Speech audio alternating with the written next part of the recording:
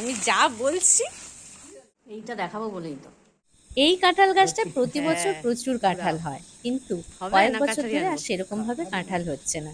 দেখো আর টপাস করে এবছর যেন না এই হয়। জোড়া একটাই কাঁঠাল তুমি হয়েছে। তো নিচে আশেপাশে সব বাড়িতেই শুনতে তুমি নিচে পাচ্ছি ধরে রাখো, ও রাত্রিবেলাতেই কিন্তু কাঁঠাল ধপাস করে চুরি হয়ে পড়বে। যাচ্ছে। আর আমাদের আছে সবেধন নীলমণি এই কেন কি একটাই আছে, তার জোড়া মধ্যে না এটা? মেয়ে আর আমি ভীষণই কাঁঠাল প্রিয়। জানি এটা শুনে অনেকেই নাক ছিটকবে, কেন কি অনেকের কাঁঠালের গন্ধ শুকলেই মাথা যন্ত্রণা হয়। সে যাই হোক, এত হবে বড় কাঁঠাল তো আর আমরা শুধু আমি খেলে যা হয় না, বলছি। পুরো পাড়ায় বেলুই আশেপাশে আমি যত তো ওই জন্য আত্মীয় বলছি আছে একটু সাবধানে সবাইকেই দিই। করো, কেন কি এই ও কথাটা না ধপাস করে বললেই পড়বে। নয়, ভিডিওটা দেখে আমাকে পার্সোনালি হ্যাঁ, এটা অনেকেই বলবে, দুজনে মিলে কই ধরলে আমাকে তো খাওয়ালে তাহলে না। হবে। হ্যাঁ, পরের বছর থেকে যদি খেতে চাও তাহলে আসলে আমার জোড়া বাড়িতে না, এসেই ওই খেতে জন্য হবে। কেন একটু কি ভয় এত বড় করছে আমাকে। কাঁঠাল সবাইকে কি দিতে কষ্ট দিতেই হচ্ছে? আমি হাঁপিয়ে গিয়েছিলাম, তার উপরে এত কাজের চাপ।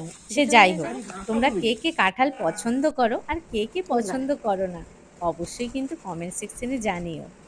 আর হ্যাঁ, যেটা বলছিলাম, পাশের বাড়িতেই আগের দিন রাত্রিবেলায় চুরি হয়ে গেছে কাঁঠাল। তাই ভয় রাত্রিবেলাতেই পরের দিন আমরা কাটতে চলে গেলাম।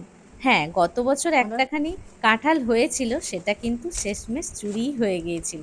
তাই মেয়ে এবছর ভয় আর কাঁঠাল রাখতেই চাইছিল না গাছে। অত রাত করে আমরা দুজন কাঁঠালটা পেড়ে ঘরে তুললাম। ভীষণ ভার ছিল এক জোড়া তো। এইটা দেখাবো বলেই তো।